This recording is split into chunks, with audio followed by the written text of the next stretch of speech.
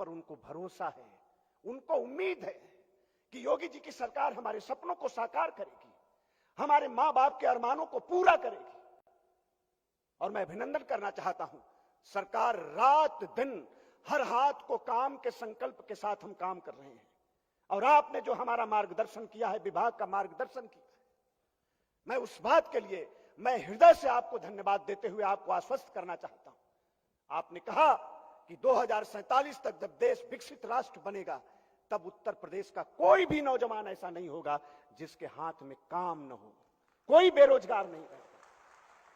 हम लोग आपको आश्वस्त करना चाहते हैं कि आपके संकल्प को पूरा करने के लिए रात दिन हम और हमारा पूरा विभाग मिलकर हम लोग काम करेंगे, मेहनत करेंगे। और अभी 6000 लोगों को इजराइल सरकार ने भेजा है।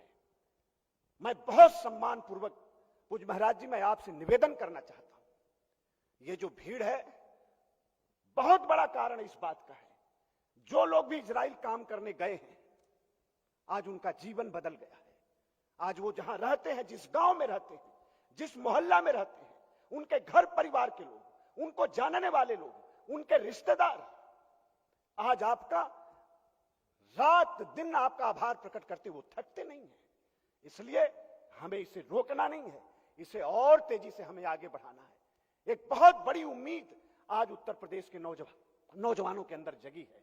इसलिए इस कार्यक्रम में भी जो 2000 से ज्यादा बेरोजगार हमारे जो युवा हैं, उनको देश के बाहर अवसर देने का जो प्रयास हो रहा है, मुझे आपको बताते हुए हर्ष हो रहा है कि जब से देश आजाद हुआ है तब से लेकर और 2017 तक जितने उत्तर प्रदेश में कारखाने पंजीकृत हुए, जितने कारखानों का रजिस्ट्रेशन हुआ, उससे भी ज्यादा 2017 के बाद पूज्य महाराज जी के नेतृत्व में जो काम हुआ है, कानून का जो यहां राज स्थापित किया गया है, जो यहां एयरपोर्ट बनाए गए हैं, आज जो एक्सप्रेसवे प्रदेश की हमारी पहचान बनी है, एक्सप्रेसवे के किनारे आपने जो समूहों, उद्योगों का समूह स्थापित करने की जो बात कही है, आज उसका असर है, आज उसका असर है महाराज जी।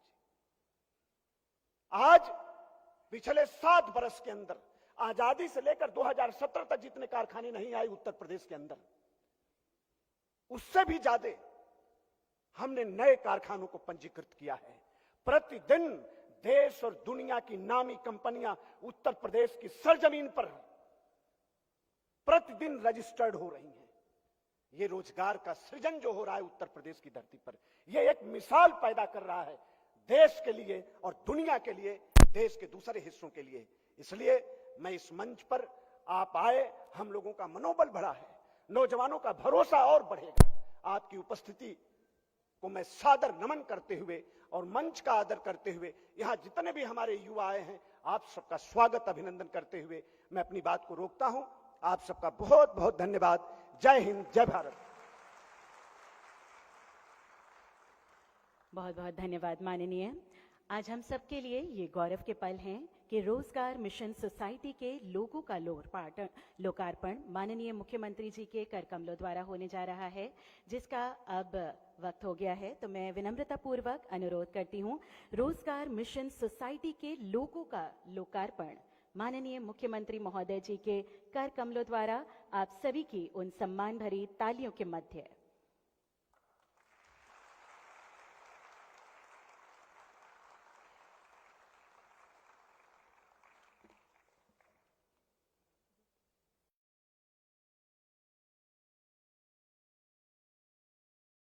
यशस्वी प्रधानमंत्री नरेंद्र मोदी के मार्गदर्शन में माननीय मुख्यमंत्री योगी आदित्यनाथ के बुलंद इरादों ने बदली है उत्तर प्रदेश की तस्वीर। 2017 के पहले जहां पहचान का संकट था, आज उसी प्रदेश में हो रहा है निवेश अपार और युवाओं के लिए उपलब्ध है बम्पर रोजगार। हमारा ये निरंतर प्रयास है कि हर युवा को उसकी रुचि के अनुसार, योग्यता के अनुसार नए अवसर मिले, सभी को आगे बढ़ने का उचित माध्यम मिले। उन्नति के एम्बिशन से जब विकास का विजन जुड़ा तो यूपी की प्रगति को पंख लग गए। 15 लाख करोड़ से अधिक का निवेश धरातल पर उतरने से 60 लाख से अधिक नौजवानों को रोजगार प्राप्त हुआ और देश के सबसे बड़े एमएसएमई नेटवर्क विकसित होने से 2 करोड़ से अधिक युवाओं को काम मिला। सरकार इंजन बन गई और रोजगार की रेल फर्राटे भरने लगी। एमएसएमई ने उत्तर प्रदेश को एक पहचान दी, उत्तर प्रदेश के एक्सपोर्ट को बढ़ाने में मदद की, उत्तर प्रदेश में रोजगार सृजन में इसने बड़ी भूमिका का निर्वहन किया। निष्पक्ष एवं पारदर्शी प्रक्रिया से अब तक 8.5 लाख से अधिक युवाओं को सरकारी नौकरी दी जा चुकी है। 10 लाख से अधिक स्वयं सहायता समूहों के माध्यम से 1 करोड़ से अधिक महिलाओं को रोजगार मिला है। बीसी सखी योजना के अंतर्गत 58,000 से अधिक महिलाओं ने रोजगार प्राप्त किया है। इसी क्रम में मिशन रोजगार को रफ्तार दे रहा है रोजगार महाकुंभ 2025, जिसमें 100 से अधिक कॉरपोरेट की सहभागिता से 20,000 से अधिक अभ्यर्थियों के ऑन द स्पॉट इंटरव्यू, 10,000 से अधिक युवाओं को मिल सकते हैं नियुक्ति पत्र, आर्टिफिशियल इंटेलिजेंस में प्रशिक्षण, 25,000 से अधिक इंटरनेशनल जॉब्स एवं स्टार्टअप, मुख्यमंत्री युवा उद्यमी विकास योजना और ओडीओपी के माध्यम से स्वरोजगार के अवसर होंगे उपलब्ध। मिशन रोजगार से उत्तर प्रदेश में युवाओं के हो रहे हैं सपने साकार। काम दमदार, डबल इंजन सरकार। और इसी कड़ी में हमारे लिए ये गौरव के पल हैं जब माननीय मुख्यमंत्री जी के कर कमलों से श्रम न्याय सेतु पोर्टल, औद्योगिक न्यायाधिकरण वेबसाइट और ई कोर्ट पोर्टल का शुभारंभ हो रहा है। ये पहल श्रमिकों के सम्मान और न्याय की गारंटी है। मैं अनुरोध करती हूं सुश्री सौम्या पांडे जी से कि माननीय मुख्यमंत्री महोदय जी को क्लिकर प्रस्तुत करें, जिसके साथ आज शुभारंभ होगा श्रम न्याय सेतु पोर्टल का।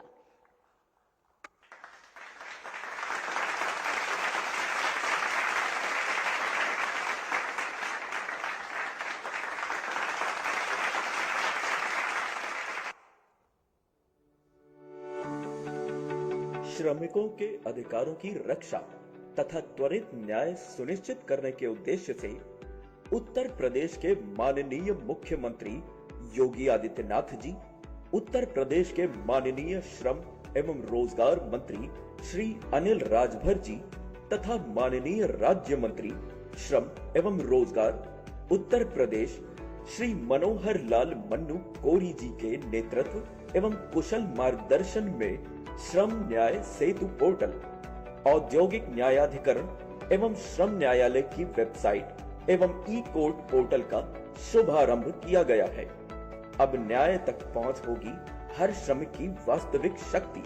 श्रमेव जयते। और इसी के साथ अटल इंटीग्रेटेड मॉनिटरिंग सिस्टम पोर्टल एक तकनीकी पहल है जिसके माध्यम से प्रदेश के 18 अटल आवासीय विद्यालयों की गतिविधियों की रियल टाइम निगरानी की जाएगी। इसका शुभारंभ आज माननीय मुख्यमंत्री महोदय जी के कर कमलों द्वारा होगा। माननीय मुख्यमंत्री श्री योगी आदित्यनाथ जी द्वारा अटल इंटीग्रेटेड मॉनिटरिंग सिस्टम पोर्टल का शुभारंभ किया जा रहा है। इस पोर्टल के माध्यम से यूपी बीओसीडब्ल्यू बोर्ड द्वारा संचालित प्रदेश के 18 अटल आवासीय विद्यालयों की रियल टाइम मॉनिटरिंग की जा रही है, जिसके द्वारा छात्रों की प्रोफाइलिंग, उपस्थिति, शैक्षणिक प्रगति, सुरक्षा तथा सह पाठ्यक्रमीय गतिविधियों की पारदर्शी एवं प्रभावी निगरानी सुनिश्चित होगी। अटल आवासीय विद्यालय पारदर्शिता, गुणवत्ता और उत्कृष्ट शिक्षा की पहचान है। उत्तम शिक्षा का अधिकार, उज्जवल भविष्य का आधार। माननीय मुख्य और इसी के साथ आज रोजगार महाकुंभ के इस विशेष कार्यक्रम में 15 चयनित युवाओं को माननीय मुख्यमंत्री जी की गरिमामयी उपस्थिति में नियुक्ति पत्र वितरण के लिए मैं आमंत्रित करती हूं। इन सभी कैंडिडेट्स का सिलेक्शन यूएई तथा अन्य विदेशी कंपनियों द्वारा किया गया है। इसी कड़ी में पहला नाम बैजनाथ, कृपया मंच पर पधारें। उन लगातार तालियों के साथ इसी कड़ी में तालियों के हकदार हैं। अगला नाम पवन कुमार।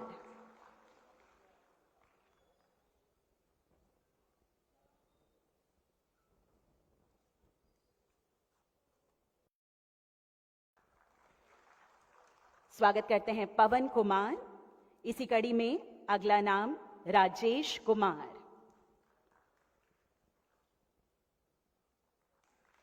स्वागत करिए राजेश कुमार। इसी कड़ी में अगला नाम लाल चंद्र। इसी कड़ी में अगला नाम राजेश कुमार।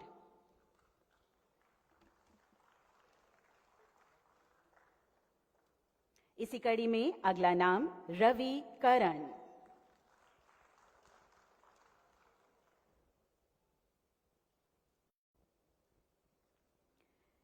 अगला नाम राजकुमार।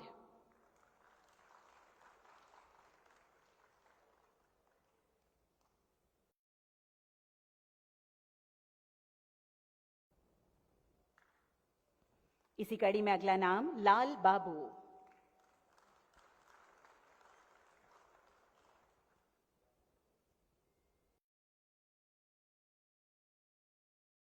अगला नाम मोहम्मद नसीम।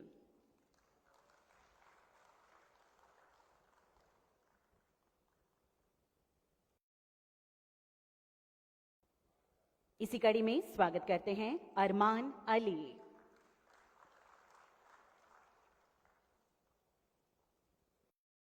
अगला नाम अनीश।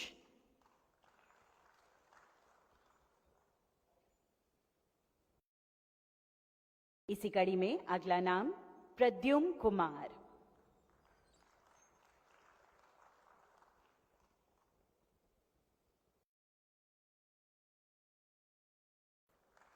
अगला नाम शैलेश कुमार।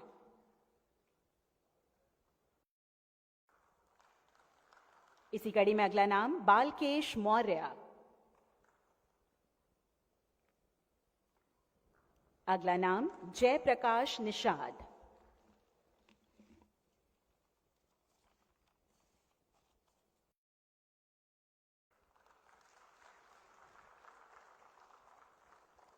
आप सभी को बताना चाहेंगे रोजगार महाकुंभ के अंतर्गत 11 ऐसी कंपनियां हैं जिन्होंने सर्वाधिक नियुक्तियां करने का आश्वासन दिया है। उनको माननीय मुख्यमंत्री महोदय के साथ एक ग्रुप फोटोग्राफ के लिए हम मंच पर आमंत्रित करते हैं। इसी कड़ी में पहला नाम M3M इंडिया लिमिटेड से doctor Aishwarya Mahajan, trustee and president. सभी से अनुरोध है लगातार आ जाएं, एक ग्रुप फोटोग्राफ लेंगे हम। BCS कंसल्टिंग प्राइवेट लिमिटेड से Abhishek Bharatiya ji, managing director. Advantage limited से Shilpi Ahuja, head. Minda corporation limited से Amit Jalan, head corporate affairs. Navarna Bharat group से Abhishek Yadav, corporate affairs. ASPN Infodynamics limited से Sanitosh Tyagi, managing director. Aryantra India services limited से Deepak Kumar, CEO। Dixon technologies India limited से Ajver Deswal, head corporate affairs. Prerna engineering education group से Saurabh Bag, vice president. Agarwal associate से Devesh Mittal, CEO। और इन मोबी से doctor सुबी Chaturvedi, global senior vice president.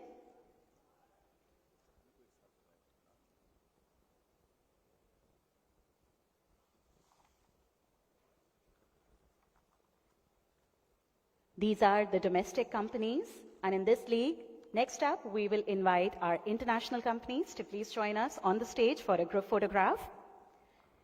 In this league, we will take a group photograph with our international companies as well. I invite Mr. Hussain, HR Director, Fujairah National Construction Transport, to please join us. Mr. Abdul Rahman, Manager Engineer from Fujairah, to please join us once again. And Mr. Amar Gabali, HR Manager from Ginko. Abdullah Rayal, Legal and HR Manager from Dusman Gulf, to please join us.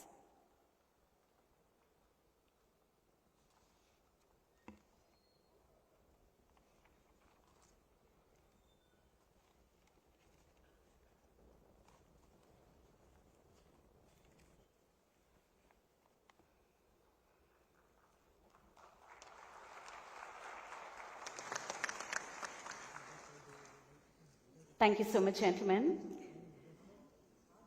दोस्तों, जैसे कि आप सभी जानते हैं, माननीय मुख्यमंत्री महोदय जी ने अपने कुशल नेतृत्व से उत्तर प्रदेश को सुरक्षा, सुशासन, निवेश और रोजगार के क्षेत्र में नई ऊंचाइयां प्रदान करी हैं। आज उत्तर प्रदेश का युवा आत्मविश्वास के साथ भरपूर है और हम इसी कड़ी में बहुत आदर के साथ अनुरोध करते हैं माननीय मुख्यमंत्री महोदय जी से कि वे अपने आशीर्वचनों से हम सभी का मार्गदर्शन करने की कृपा करें, उन लगातार तालियों के साथ।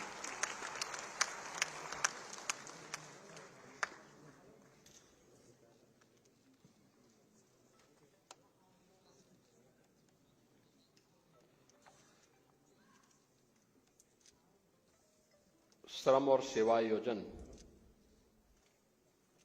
विभाग के तत्वाधान में आयोजित आज के इस रोजगार महाकुंभ कार्यक्रम में समारोह में उपस्थित प्रदेश के श्रम और सेवा योजन मंत्री अनिल राजभर जी, राज्य मंत्री श्री मनोहर लाल मुन्नो कोरी जी, प्रदेश सरकार के सलाहकार श्री अवनीश अवस्थी जी, प्रमुख सचिव श्री MK सुंदरम जी, विभाग के अन्य अधिकारीगण, इकोनॉमिक टाइम्स से श्री अर्पित गुप्ता जी, BCS से श्री अभिषेक भारती जी और आज के इस रोजगार महाकुंभ के कार्यक्रम में उपस्थित विभिन्न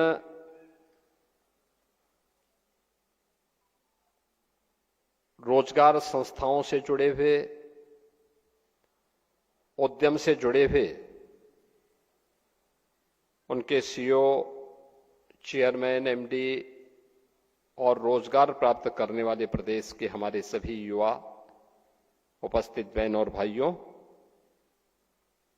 मैं सबसे पहले श्रम और सेवायोजन विभाग को इस रोजगार महाकुंभ के लिए हृदय से धन्यवाद देता हूं।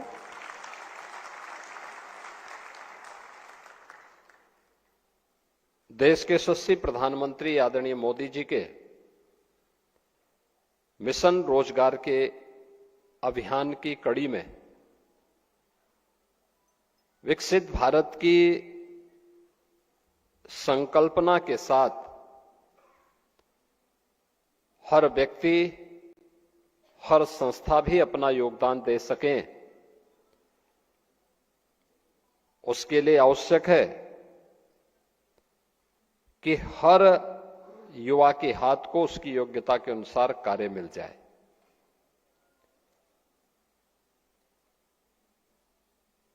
युवा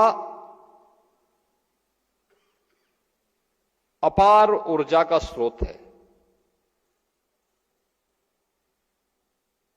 और यह उत्तर प्रदेश का सौभाग्य है।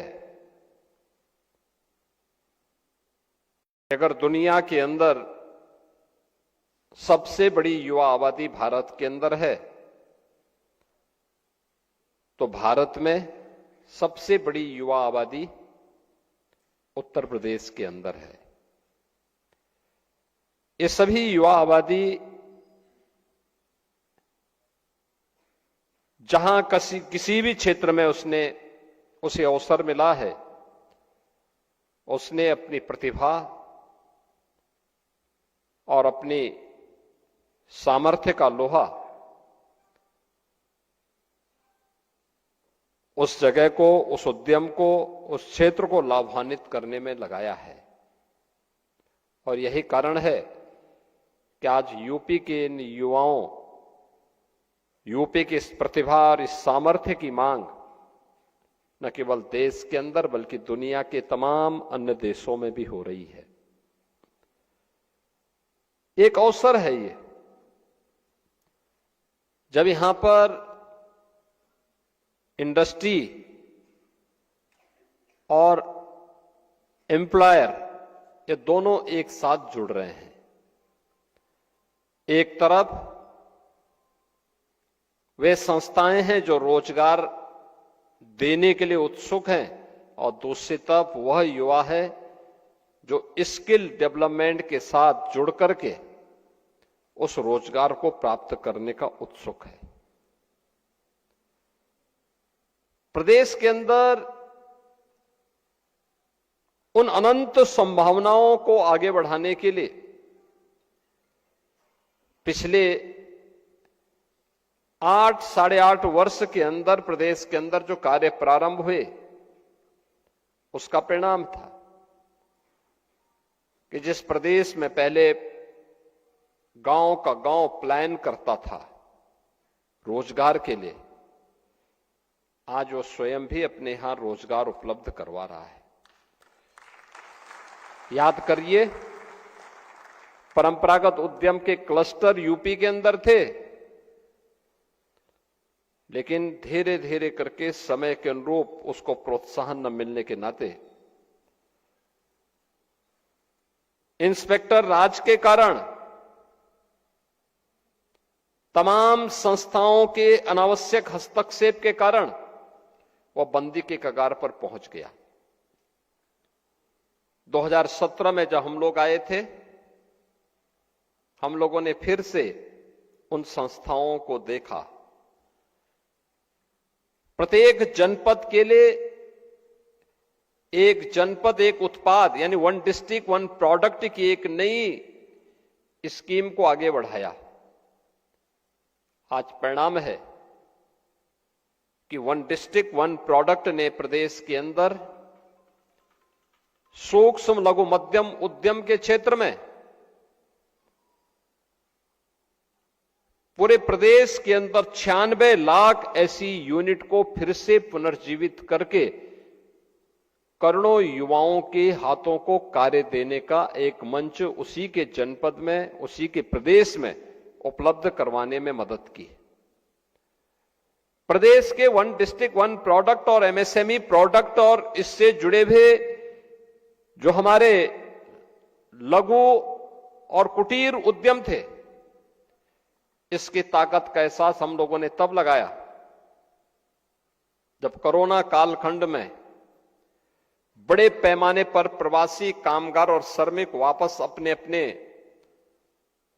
जनपद और घरों की तरफ पलायन किए।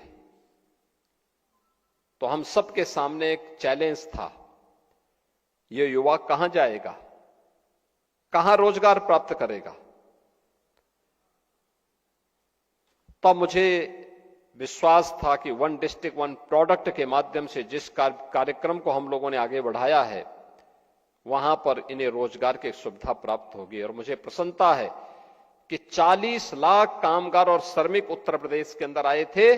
उन 40 लाख कामगार और श्रमिकों को अकेले उत्तर प्रदेश की एमएसएमई यूनिट में ही काम मिलना प्रारंभ हो गया, और उनमें से 90% लोग आज भी उसी यूनिट में काम कर रहे हैं। उत्तर प्रदेश पहला राज्य है जिसने एमएसएमई यूनिट की 96 लाख जो यूनिट यूपी के अंदर हैं, उनमें से जिसने भी रजिस्ट्रेशन कराया है, उन सबको हम लोगों ने 5 लाख रुपए की एक सुरक्षा बीमा का कवर भी राज्य की तरफ से उपलब्ध करवाया है। आप याद करिए, अगर एक यूनिट अपने यहां 2 से लेकर 10 तक लोगों को काम दे रहा है, कितने लाख लोगों को उसने अपने यहां कार्य दिया होगा। लाखों की संख्या में, करोड़ों में जाती है संख्या। ये लोग पहले बाहर जाते थे, काम ढूंढते थे, आज उन्हें उन्हीं के जनपद में, उन्हीं के प्रदेश में उन युवाओं को कार्य का एक मंच मिला है। ये सब संभव हो पाया है आदरणीय प्रधानमंत्री जी के मार्गदर्शन में, और इसी के लिए प्रधानमंत्री जी ने कहा वोकल फॉर लोकल। आत्मनिर्भर विकसित भारत का की आधारशिला बन रही है आत्मनिर्भर भारत, और आत्मनिर्भर के आधार बनेगी वह यूनिट जो लोकल स्तर पर प्रोडक्शन कर रही है, और जिसमें लोकल स्तर पर नौजवानों को उसकी योग्यता के अनुसार कार्य भी मिल रहा है।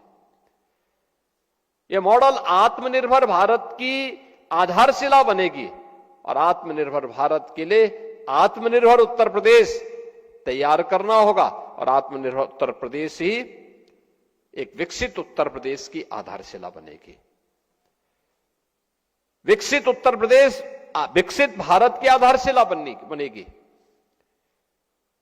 उस अभियान को लेकर के हर हाथ को काम मिले, उसी श्रृंखला में हम लोगों ने प्रदेश के अंदर परंपरागत हस्तशिल्पी और कारीगरों के लिए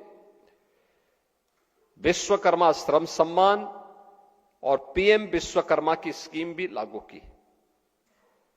जो परंपरागत रूप से कारीगर थे, जो पुश्तैनी परंपरा से चली आ रही थी, कोई कारपेंटर है, कोई राजमिस्त्री है, कोई हलवाई है, कोई सुनार का काम कर रहा है, कोई कुम्हार का काम कर रहा है, कोई मोची का काम कर रहा है, कोई नाव का काम कर रहा है, कोई किसी न किसी कार्य के साथ वो जुड़ा हुआ है। राष्ट्रपिता महात्मा गांधी ने ग्राम स्वराज की बात की थी, तो ग्राम स्वराज के पीछे वही बात थी कि जहां पे हमारा गांव आत्मनिर्भर होता था। पूंजी कम रही होगी, लेकिन सबकी व्यवस्था का संचालन एक गांव अपने आप में एक इकाई हुआ करती थी, जिस इकाई में हर व्यक्ति एक दूसरे पर निर्भर होकर के, एक दूसरे का सहयोगी बनकर के एक टीम भावना के साथ काम करता था और अपना परिणाम देता था। रिजल्ट क्या है? हर व्यक्ति खुशहाल है। हम लोगों ने इस स्कीम के अंतर्गत भी ये किया कि उनकी ट्रेनिंग और ट्रेनिंग के साथ उन्हें बैंक से जोड़ना, सस्ते में लोन उपलब्ध करवाना, उन्हें फ्री में टूल किट उपलब्ध करवाना, ये सब काम हुआ। लाखों लोगों को इस अभियान के साथ जोड़ा गया। आज उन परंपरागत हस्तशिल्पी और कारीगरों को अपने यहां सम्मान मिलना प्रारंभ हुआ, तो ढेर सारे लोगों के लिए रोजगार के अवसर भी उसके माध्यम से प्राप्त हुए। हम लोगों ने इस वर्ष के प्रारंभ में 24 जनवरी 2025 को एक नई स्कीम लागू की। उसका नाम है सीएम युवा उद्यमी स्कीम। कोई भी युवा, 21 वर्ष से 40 वर्ष के बीच का कोई भी युवा, उसकी जाति, उसका मत, उसका मजहब, उसका चेहरा देख करके नहीं, बल्कि उसकी रुचि के अनुसार उसे यह सुविधा उपलब्ध कराई गई कि वह स्वयं भी एक युवा उद्यमी के रूप में अपने आप को स्थापित कर सकता है। उसको ब्याज मुक्त, गारंटी मुक्त ऋण की सुविधा उपलब्ध करवाई गई। यानी कोई गारंटी नहीं, लेकिन उस जो लोन और बैंक से ले रहा है उसका ब्याज सरकार देगी और उसको उद्यम स्थापित करने के लिए 10% तक मार्जिन मनी भी गवर्नमेंट उपलब्ध करवाएगी। और मुझे बताते हुए प्रसन्नता है, अब तक 70,000 से अधिक युवाओं ने इस स्कीम के साथ जुड़ करके, सीएम युवा उद्यमी स्कीम के साथ जुड़ करके स्वयं के उद्यम स्थापित करने की दिशा में काम करना प्रारंभ किया है। यानी ये अलग अलग स्तर पर रोजगार की सुविधा निजी क्षेत्र में है। सरकार ने अपने स्तर पर भी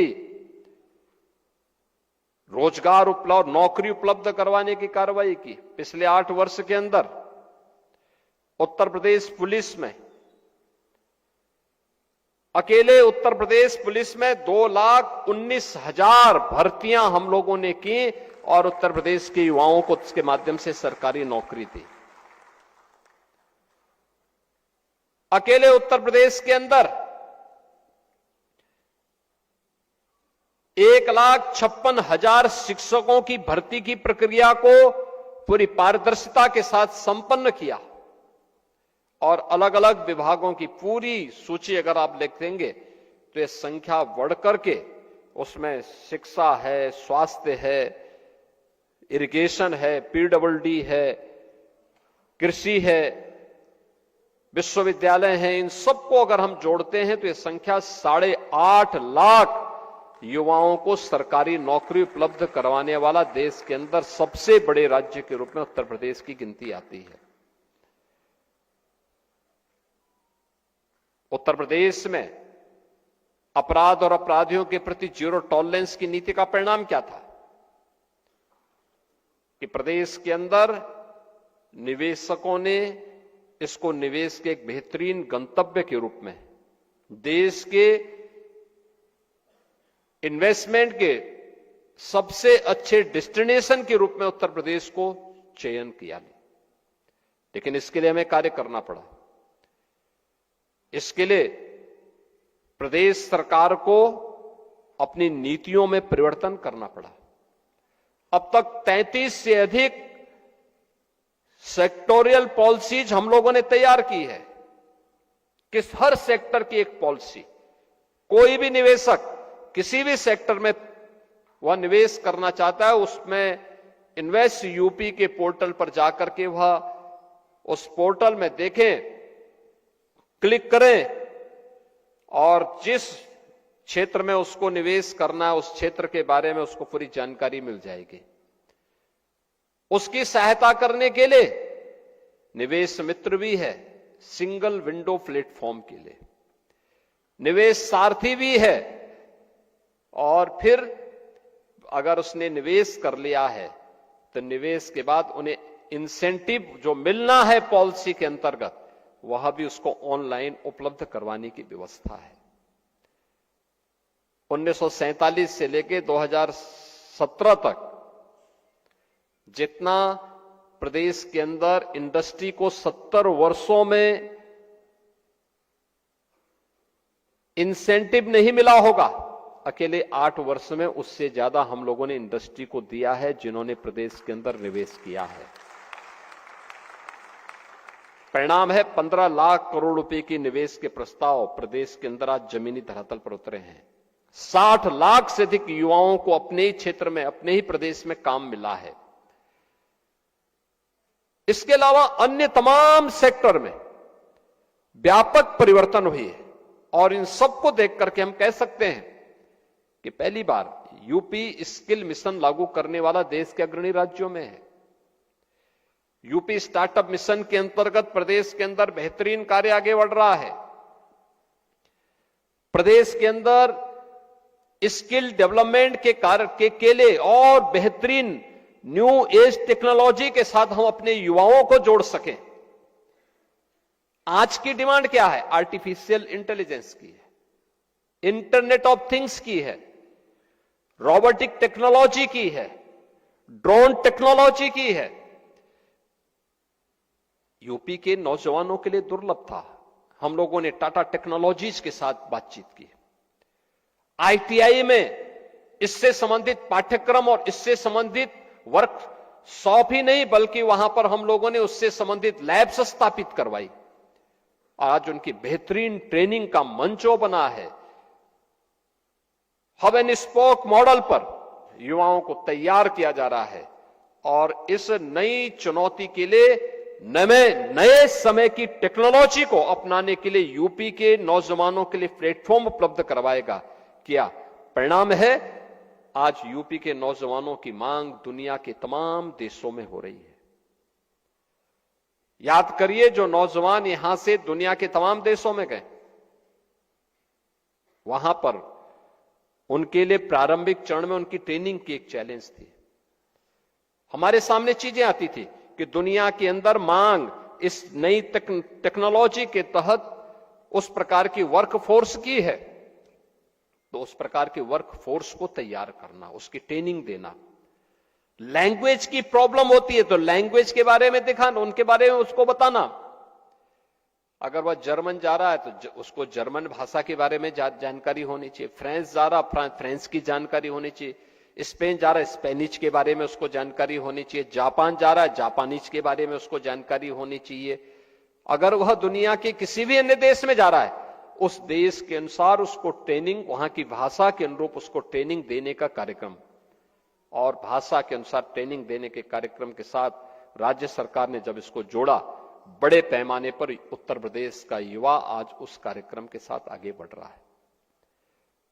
और उत्तर प्रदेश के अंदर स्वयं भी हम लोगों ने अपना स्वयं एक कॉरपोरेशन हम गठित कर रहे हैं।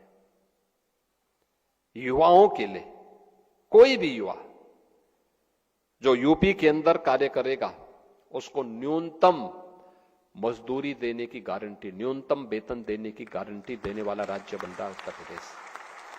अब ये नहीं हो सकता है, आप देखना कुछ ही दिनों के अंदर हम इस बात को सुनिश्चित कर रहे हैं कि किसी भी व्यक्ति को, वह प्रदेश के अंदर किसी भी क्षेत्र में काम करने वाला व्यक्ति हो, अगर उसने श्रम और सेवा योजन के इस पोर्टल का उपयोग किया है, नियुक्ति पाने वाला और नियोक्ता भी दोनों को उसके साथ जुड़ना होगा। और ये सुनिश्चित किया गया है कि कोई भी नियोक्ता इस चीज को सुनिश्चित करेगा कि वह उस कार्मिक को पूरा वेतन उपलब्ध करवाएगा। उसके जो भी चार्जेज होंगे वह गवर्नमेंट उसको अतिरिक्त उसको देगी, लेकिन किसी भी कर्मचारी का या किसी भी कार्मिक के वेतन में कोई कटौती नहीं करेगा। और यह व्यवस्था हम उसके माध्यम से सुनिश्चित करने जा रहे हैं, एक बेहतरीन व्यवस्था जिससे किसी भी युवा का शोषण न होने पाए। और यह व्यवस्था हमारे कॉर्पोरेशन के माध्यम से, जो श्रम और सेवा योजन विभाग के माध्यम से बहुत जल्दी इसको हम आगे बढ़ाने जा रहे हैं। इसके माध्यम से हर व्यक्ति को रोजगार की गारंटी भी होगी, नौकरी की गारंटी भी होगी और उसको आगे बढ़ने का भी एक प्लेटफॉर्म मिलेगा। आज मुझे प्रसन्नता है कि रोजगार महाकुंभ इस अवसर को आगे बढ़ाने का एक माध्यम है। इंडस्ट्री जब स्वयं एम्प्लॉयमेंट लेने के लिए जाए तो ये देखना चाहिए कि वास्तव में उन युवाओं को उस प्रकार की ट्रेनिंग देने का काम हमारी संस्थाएं पहले से तैयार करें। इंस्टीट्यूशन को इंडस्ट्री के साथ जोड़ने का काम, आईटीआई में किस प्रकार के सर्टिफिकेट कोर्सेज होने चाहिए, पॉलिटेक्निक में किस प्रकार के डिप्लोमा के कोर्सेज होने चाहिए, हमारे इंजीनियरिंग और तकनीकी संस्थानों में किस प्रकार की डिग्री कोर्सेज हमें प्रारंभ करने चाहिए, यह इंडस्ट्री और मार्केट की डिमांड के अनुसार हमें तय करने पड़ेंगे। अगर मार्केट की demand artificial intelligence, internet of things, drone technology और रोबोटिक की है तो हम उसके अनुसार ट्रेनिंग दें। अगर मार्केट की डिमांड प्लम्बरिंग की है, हम उसके अनुसार ट्रेनिंग करके नौजवान को तैयार करके वहां के लिए उनको एक अवसर उपलब्ध करवाएं। हर टेक्नोलॉजी हमेशा एक जैसी नहीं रहेगी, उस समय के अनुरूप बदलेगी, समाज की मांग के अनुरूप बदलेगी। हमें उसके अनुरूप अपने आप को अपडेट करना होगा। एक तरफ ये, दूसरी तरफ प्रदेश के अंदर यह भी सुनिश्चित किया गया है। आज आपने देखा होगा हमने कुछ यहां पर बहुत सारे अन्य कार्यक्रमों को, पोर्टल को आज यहां पे लॉन्च किया है। खासतौर पर श्रम न्याय सेतु पोर्टल का भी शुभारंभ हुआ है। आपने देखा होगा पोर्टल में श्रमिकों के लिए त्वरित और पारदर्शी न्याय की व्यवस्था है। श्रम विवादों के ऑनलाइन शीघ्र समाधान की भी व्यवस्था की गई है। न्यायिक प्रक्रिया में डिजिटलीकरण से उसको और सुगम बनाने का भी प्रयास किया गया है। विवाद निपटारे में दक्षता और समय का भी उसको पाबंद किया गया, टाइम बाउंड किया गया है। श्रम अधिकारों से जुड़ी हुई सेवाओं को 24 घंटे उपलब्ध करवाया गया है और पारदर्शी एवं जवाबदेह व्यवस्था की स्थापना उसके माध्यम से। हमें याद रखना होगा कि उद्यम चलेंगे तो श्रमिक को रोजगार मिलेगा। उद्यम चलने चाहिए, ये शर्त है, लेकिन श्रमिक का शोषण भी नहीं होना चाहिए, यह भी उसके साथ आवश्यक है। इसकी जवाबदेही भी सुनिश्चित की गई है। अटल आवासीय विद्यालय को उसकी इंटीग्रेटेड मॉनिटरिंग सिस्टम को भी आज एक पोर्टल के साथ जोड़ा गया है। अटल आवासीय विद्यालय, ये आवासीय विद्यालय हैं बीओसी बोर्ड से जुड़े हुए श्रमिकों के बच्चों के लिए निःशुल्क अत्याधुनिक शिक्षा के लिए। याद करना कि श्रमिक काम तो करता था, अपना पसीना बहाता था, जिसके श्रम से ये भवन इतना बड़ा बनता है, उसकी दुर्दशा आप देखते होंगे। जो दूसरों के लिए घर बनाता है, दूसरों के सिर को ढकने के लिए छत देता है, वह स्वयं बिना छत के खुले आसमान में रहने के लिए मजबूर होता था। उसके बच्चे नहीं पढ़ पाते थे। जो दूसरों के पढ़ने के लिए स्कूल बनाता था, दूसरों के बच्चों के लिए पढ़ने के लिए स्कूल बनाता था, उसके स्वयं के बच्चे नहीं पढ़ पाते थे। ये पीड़ा प्रधानमंत्री जी की थी कि देखो उन लोगों के लिए कुछ किया जाना चाहिए। और मैं धन्यवाद दूंगा श्रम और सेवायोजन मंत्रालय को कि उन्होंने प्रदेश के अंदर पहले चरण में 18 ऐसे आवासीय विद्यालय, जहां पे हम बीओसी बोर्ड से जुड़े हुए उन बच्चों को लेके आते हैं, उनके बच्चों को लेके आते हैं और उनको फिर 18,000 बच्चों को एक साथ इन आवासीय विद्यालयों में लॉजिंग फूडिंग की सुविधा देकर उनके रहने की, उनके खाने की, उनकी उत्तम शिक्षा की, अत्याधुनिक शिक्षा की व्यवस्था की गई है।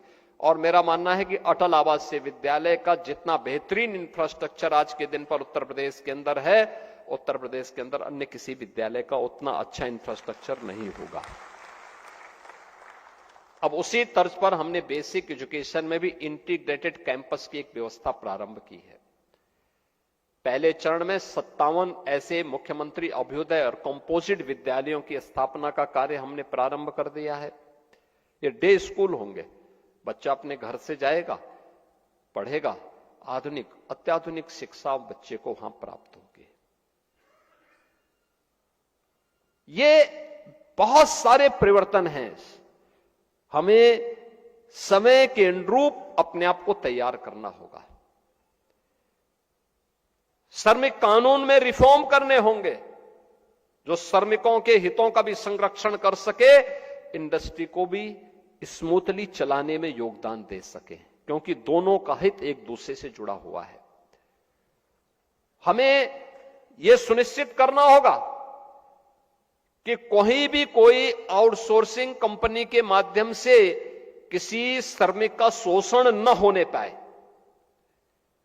उसको उसका मानदेय, उसका वेतन जरूर मिले और आउटसोर्सिंग कंपनी के जितने भी अन्य खर्चे होते हैं, चार्जिंग होते हैं, वह गवर्नमेंट अपने स्तर पर उसको अलग से वहन करे, जिससे किसी भी श्रमिक का शोषण न होने पाए। हर श्रमिक सम्मान के साथ राष्ट्र निर्माण में अपनी भूमिका को मजबूती के साथ आगे बढ़ा सके। यह गवर्नमेंट की, सरकार की मंशा है और उसको हम आगे बढ़ाने के लिए प्रतिबद्ध हैं, क्योंकि जब श्रमिक खुशहाल होगा, जब अन्नदाता खुशहाल होगा, तो देश खुशहाल होगा।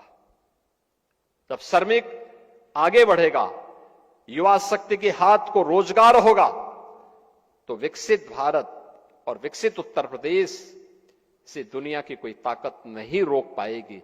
आज के इस अवसर पर, रोजगार महाकुंभ के आयोजन के अवसर पर, उन सभी युवाओं को जो रोजगार के साथ जुड़ रहे हैं, याद करना जो भी कंपनियां यहां पर इस अभियान के साथ जुड़ी हुई है, मेरा उन सबसे आग्रह होगा कि किसी भी नौजवान का शोषण न होने पाए।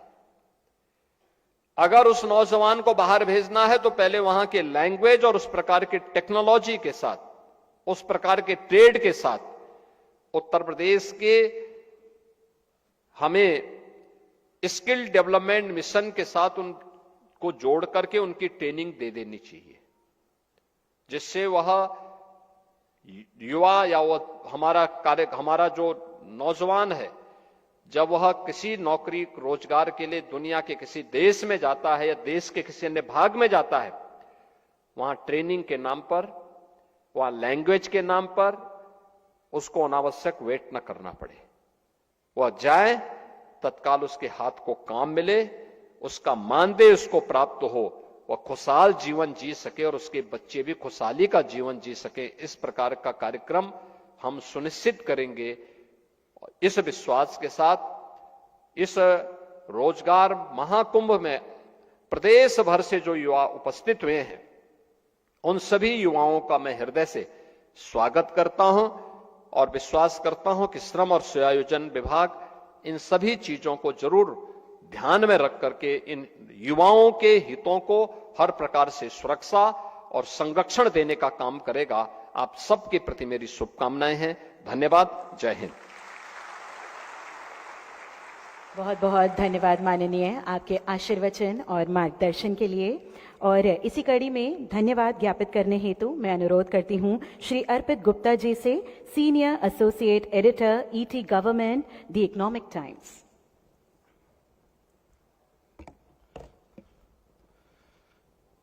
रोजगार महाकुंभ 2025 में आज के इस कार्यक्रम में मंचासीन मुख्य अतिथि माननीय मुख्यमंत्री उत्तर प्रदेश श्री योगी आदित्यनाथ जी, माननीय श्रम मंत्री श्री अनिल राजभर जी, माननीय श्रम राज्य मंत्री श्री मनोहर लाल मन्नू कोरी जी, मुख्य सलाहकार माननीय मुख्यमंत्री उत्तर प्रदेश श्री अवनीश अवस्थी जी, प्रमुख सचिव श्रम एवं सेवा योजन विभाग श्री एम.के. सुंदरम जी, निदेशक श्रीमती नेहा प्रकाश जी, निदेशक बीसीएस कंसल्टिंग श्री अभिषेक भारती जी एवं इस सभागार में मौजूद उत्तर प्रदेश के अलग अलग जिलों से आए तमाम अभ्यर्थी एवं देश विदेश की तमाम कंपनियों के प्रतिनिधि, मैं आप सभी के प्रति आज इस कार्यक्रम के माध्यम से विभाग की तरफ से, इकोनॉमिक टाइम्स की तरफ से, बीसीएस की तरफ से आभार एवं अभिनंदन प्रकट करता हूं और मैं तहे दिल से शुक्रिया अदा करता हूं कि अपने व्यस्ततम कार्यक्रम के बावजूद माननीय मुख्यमंत्री जी ने इस कार्यक्रम के लिए समय निकाला।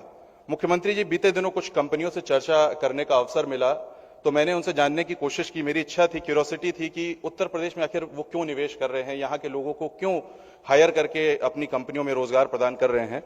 तो एक चीज जो सभी कंपनी के प्रतिनिधियों ने कही वो कॉमन थी कि उत्तर प्रदेश सरकार की जो नीतियां हैं, जो उत्तर प्रदेश सरकार के माननीय मुख्यमंत्री जी का विजन है, उसको लेकर हम आश्वस्त हैं कि हम लॉन्ग टर्म प्लानिंग अपनी उत्तर प्रदेश में कर सकते हैं। और यही वजह है कि हम सिर्फ प्रथम चरण में ही नहीं, द्वितीय चरण और तृतीय चरण, आगे कभी जो हमारा लॉन्ग टर्म प्लानिंग है वो हमने उत्तर प्रदेश में कर रखी है। और इसका उदाहरण बीते दिनों हमको देखने को मिला है, चाहे गोरखपुर में टोरेंट का उद्घाटन हो, चाहे एटा में श्री सीमेंट का उद्घाटन हो, या इस तरह के कार्यक्रम आपको हर हफ्ते या हर 15 दिन में देखने को मिलते हैं। और ये शायद यही वजह है कि माननीय मुख्यमंत्री जी के ऊपर जो कंपनियों का विश्वास है, उत्तर प्रदेश की जो नीतियां हैं उसको लेकर जो कंपनियों का विश्वास है, मैं चाहूंगा एक बार जोरदार तालियों के साथ माननीय मुख्यमंत्री जी का इसके लिए अभिनंदन किया जाए। और जब माननीय मुख्यमंत्री जी इस बात का जिक्र कर रहे थे कि किस तरह स्कूलों को लेकर, उच्च शिक्षा को लेकर, पॉलिटेक्निक्स को लेकर उनका विजन है, तो मुझे उनमें एक गार्जियन की भूमिका नजर आ रही थी कि उत्तर प्रदेश में जब भी एक बच्चा पैदा होगा तो उसके प्राथमिक शिक्षा से लेकर, उसकी स्कूली शिक्षा से लेकर उसकी उच्च शिक्षा और उसको रोजगार भी यहीं उत्तर प्रदेश में मिले, उसकी पूरी व्यवस्था उत्तर प्रदेश सरकार ने कर रखी है। और विकसित भारत 2047 का जो $1 ट्रिलियन इकोनॉमी 2030 तक उत्तर प्रदेश को बनाने का जो विजन मुख्यमंत्री जी का है, उसके लिए मैं जोरदार तालियों के साथ आपका अभिनंदन करना चाहूंगा। और इसी के साथ यहां मौजूद मैं सभी कंपनियों का भी शुक्रिया अदा करना चाहूंगा, विदेश से आए अपने अतिथियों का भी शुक्रिया अदा करना चाहूंगा कि उन्होंने इस यात्रा को, दूरी को तय करते हुए उत्तर प्रदेश में आज यहां पर इस कार्यक्रम में सहभागिता निभाई है। सभी का शुक्रिया, सभी का धन्यवाद। माननीय मुख्यमंत्री जी, आपका भी शुक्रिया।